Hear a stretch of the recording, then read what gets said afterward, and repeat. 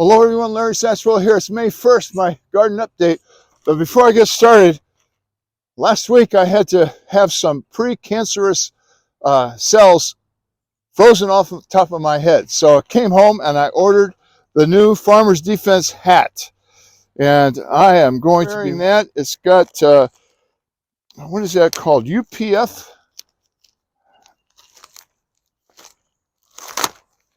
Again, disposable bag. This is 100% recycled material. All right, the UPF 50% plus blocks 98% of the sun's harmful rays. So even if you wear sunscreen, this is going to help. I like that. Plus, look at that. Ha ha! 2 thumbs up. I'm going to be wearing this the rest of this broadcast here. But I've got a lot to show you today. I really have to thank my wife. She has been really diligent about pulling weeds down here.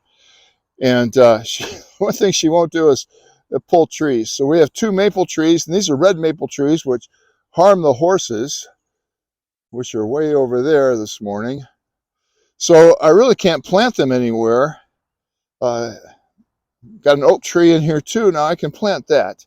But look at here. I have some persimmons coming up, and I know these are, well, I'm 99% for sure these are persimmons because they're coming up right out of the middle of the pot where I planted them. And this one even has the seed still on it. We'll see if that develops. I'm pretty sure this is another one. And these 2, I'm pretty sure that is a Bradford pear. But that's a Bradford pear compared to the persimmon right next to it. Look at all the pine trees. About every 3 or 4 years, we get this bloom of pine trees. They are everywhere. Here's the potato crop. And if you don't pull them up, they will quickly become a forest. We've been getting quite a few strawberries. Right now, it's at the point where they're kind of pick and eat. Not enough to make a pie or freeze, but my wife loves strawberries, and I love pleasing my wife. And she's done all this work cleaning them out. But even in here, you can see the pine trees. Can you see that pine tree? It's right there. There's another one right there. They are all over the place. Going over here to the vegetable bed, the peas are blooming. This patch here I planted about 2 weeks after this one. This is Mr. Big from Seeds and Such. And by the way, Seeds and Such right now is having a 25% off sale this week. I don't get anything from them except my seeds. So those are going to fill out. Right now you could use them as snow peas. We have had salad after salad after salad. This is a radish I'm letting go to seed because I like to put the little seed heads, and the flower heads are edible. Put those in your salad for beautiful, colorful salad. Got this mix over here. Karen doesn't like the fluffy ones, the ruffle ones. So, but if it's a mix, it's a mix. Here's some spinach, another mix. This is the candy onion. These are going to be large softball, tennis, or not softball, but baseball, tennis ball size. I mulched them with the shavings out of the horses this year, and it's really helped. This is a big beef tomato coming along well. These are the Vidalia type onions that we've been using in salads. These are 2 of the sunflowers. Let me back up here. 2 of the sunflowers that I planted under the lights. I've got some more seeds under the lights right now. I ordered those packets from Bentley Seeds that were on sale. I have never had any luck spreading them out and hoping they come up. So I've been planting them individually in 6 packs, and they came up within a week. This is a late tomato I planted here. This is a little cherry type. Bread and salt tomatoes. I've never had these before, so that's new. Bee balm over here. This is a variety I got at the nursery last year. My red hot poker's coming up well. I bought these dianthesis at the farmer's outlet the other day, and I've got false indigo coming up here. And this is a patch from JM's bee balm that had poison ivy in it. And the other patch, let me zoom in on that. The other patch is right there, and I'm happy to say that I came away unscathed. My wife, after reading how to get poison ivy out of clothing, was a little bit concerned.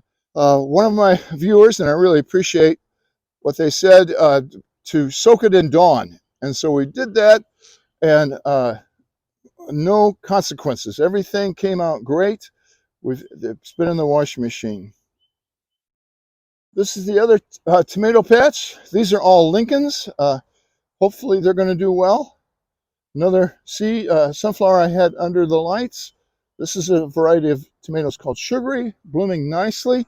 It's chilly out here this morning. It's in the 40s. Got my Made in USA hummingbird feeder right here.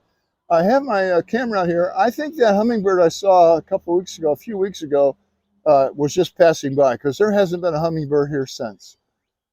I have my LK bird feeder here and my Selenium over there. I'll tell you what, I've got this place covered with bird cameras.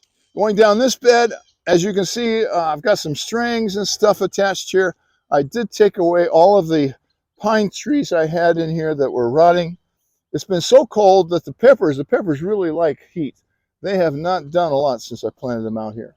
Got my rain gauge here. We had 2 3/4 inches of rain Saturday night. And yesterday it was just terribly, terribly windy. I have some okra here with those marigolds that I planted under the lights. I got this the other day, Mexican petunia. I think mine's coming up, but I wasn't sure. I want to put this in front of the bird bath here. I've got a jug full of water so I can refill the bird bath as needed. We had the cutest little bluebird, a juvenile bluebird, taking a bath the other day. The nesting box over there, they fledged about a week and a half ago. We're going to have a lot of raspberries this year. They're really doing well. This is a variety of Glencoe and black raspberries. Glencoe are just really good. The pomegranate, I don't think survived the 7 degrees freeze we had, and then it came out a little bit, and then we had another frost. It's coming out at the bottom, and as some of you may know, I don't see green. I do see that this little branch is coming out, but that's coming from a sucker down there. So I've asked my wife if I have permission to cut it down. I have yet to get an answer from her, but I think if I cut it back to the ground, it may come out. At least the suckers will come out. Nanny's rose bush is just beautiful, but it's got a lot of really old growth. And again, once this bloom has come by, I think I will cut it down pretty short to the ground.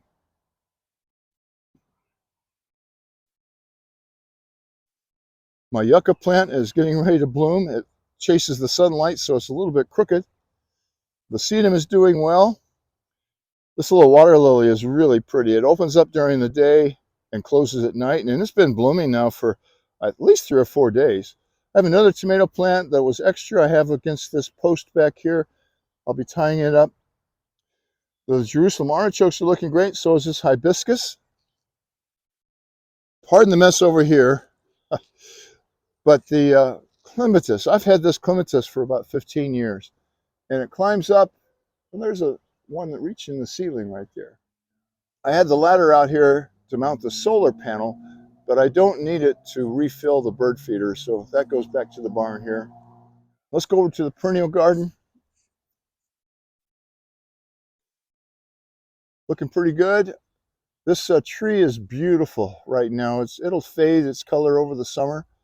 The yarrow is doing well. I have more yarrow seeds that I want to plant. The flame Anarchist. This one's coming up. The other one is not so much.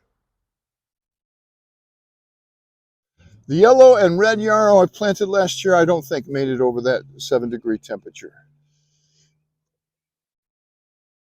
And again, my wife has been up here weeding, and weeding.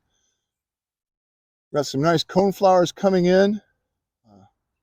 Here's the Joe Pye I moved from where it was just covered up with the black-eyed Susans, and I think it's going to do well in this spot. And here again, a lot of, another red maple. I think she pulled up most of the pine trees here. My foxgloves are blooming well. And this honeybells are looking great. They haven't, it's just been too cold for them to thrive. Once that our cold spell will get nights in the 50s and 60s, they'll really excel. I'm pretty sure these are Shasta daisies coming up here. I thought I lost most of them, but I'm pretty sure that's what those are. Nah. Up here, the coreopsis are looking great. I've got some beautiful speedweed up there. James bee balm up there, that's doing the best of the 3 spots I planted it in. Well, I didn't notice this until right now. There's a Nicotina plant coming up in amongst the strawberries. That one's self-seeded. I did not plant that one. I did plant some more up there. Let me zoom up there. Those are Nicotina plants I planted right on the other side of the coreopsis. I'm going to be using those wildflower mixes, the pollinator mixes, to put in here to fill in these spots where the perennials didn't come in, or I have bare spots.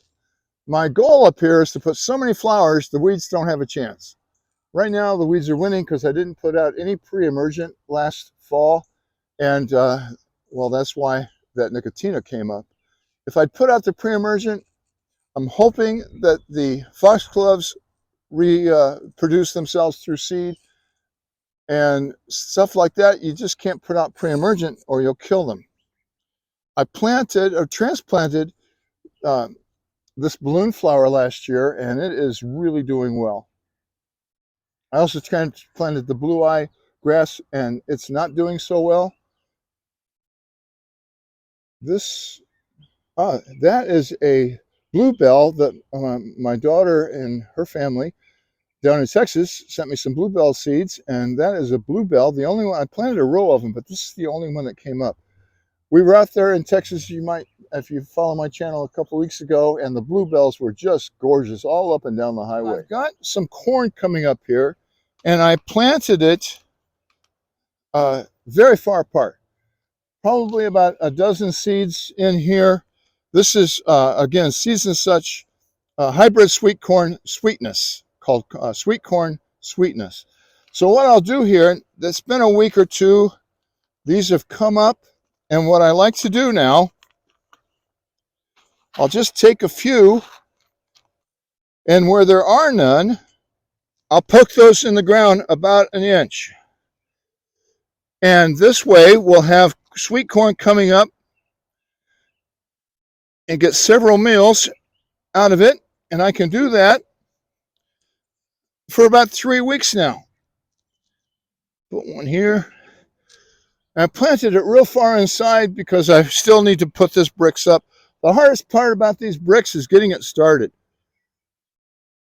So once again, I want to thank the folks from Farmers Defense. This is a great hat. I'm going to be wearing this at all my track meets and anytime I'm out working in the homestead here.